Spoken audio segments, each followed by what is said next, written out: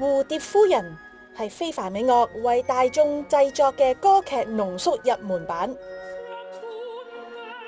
故事發生大約響1900年嘅日本 Nagasaki， 美國海軍上尉 Pinkerton 隨船隊訪日本，並且迎娶藝妓新娘蝴蝶粗粗山。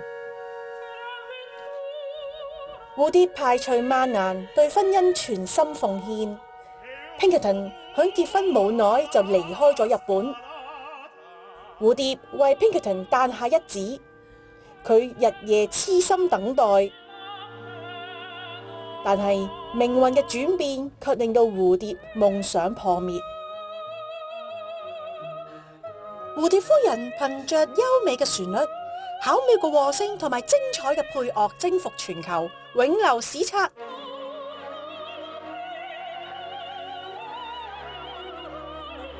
非凡美樂將蝴蝶夫人最精彩嘅樂段濃縮到大約90分鐘，讓觀眾更容易進入歌劇嘅世界。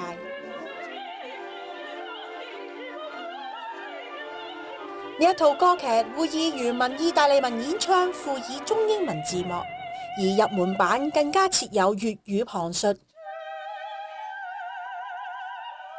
有興趣嘅朋友要留意非凡美樂嘅網頁。